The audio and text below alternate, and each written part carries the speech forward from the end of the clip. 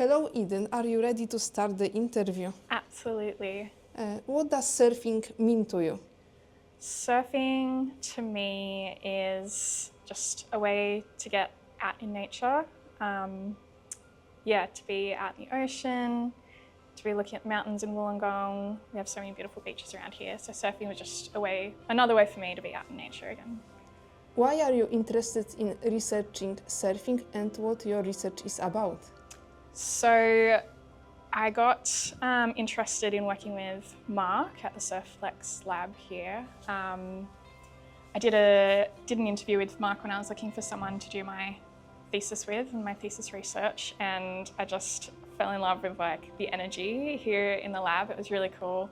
It still is. Everyone is just so excited to be trying out new ideas and playing around, and everyone's just so passionate about surfing. It's a really cool environment to be in. So it was a very easy place to bring my research into, and I'm looking into sustainable materials for surfboards. Cool.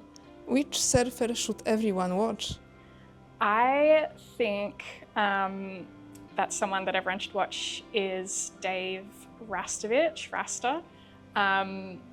He is just so inspiring to watch. He doesn't seem to care much about the competitions or anything. He just loves being out on whatever board, whatever quirky new shape or new material he can find, surfing waves. He's worked a lot with Gary McNeil as well, which is a really cool shaper who does a lot of work with sustainable materials and flax fibre in particular. So you can always see Dave Rasta on a flax fibre board. Yeah, it's just really, really fun to watch him surf. What is the most exciting area of surf engineering today? Well, I'm a bit biased, but I definitely think that sustainability and looking at new approaches to material use and the fundamental design of surfboards is probably the most sort of pivotal point we're at in the surfboard industry today. We've had a lot of work done on performance for years and years and years, and we've come a long way from just surfing on planks of wood. So I think now might finally be the time that we can start to reinvent and re-envision the way that surfboards are made with sustainability at the core of that. What is the most common misconception about surf engineering? To me, personally, when I first got involved, I was quite amazed that the surfboard industry is still so hands-on. No matter what board you're looking at, it has always been hand-shaped. The fin boxes have been inserted by hand. The final glassing has been done by hand. Every single surfboard has still been made uniquely by a human being, which was just crazy to me. It seems like it could be from the surface an automated industry, but there's still so many little tidbits that need to be done by hand, which is really amazing and is such a misconception to me.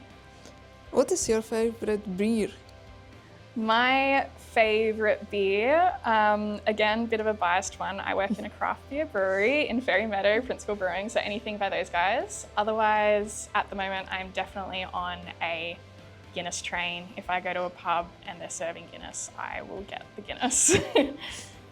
What book are you reading?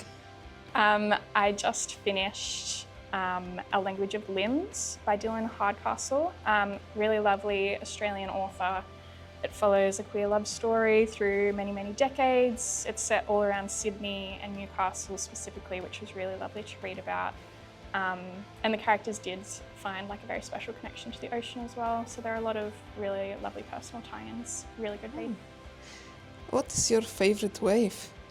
My favourite wave, not the best answer, but absolutely any wave I can get into. If I'm in the ocean, I'm happy. I am absolutely not picky. What motivates you in your work at the lab?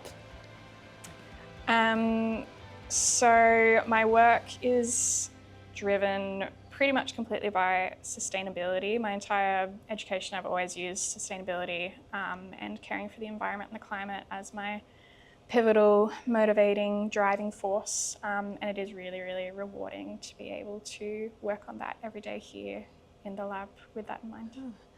What are you planning to do today in the lab? So today I have a few things to tick off. I want to make up some samples of a biofoam with 20% mushroom powder and in some larger beams and see how they behave, so I can test them next week. And I also want to start playing with some new expanded cork that came into the lab a few days ago and start cutting that up and seeing how I can incorporate it into beams. That's very interesting. Thank you for Very finding excited. time. Thank you so much. Thank you.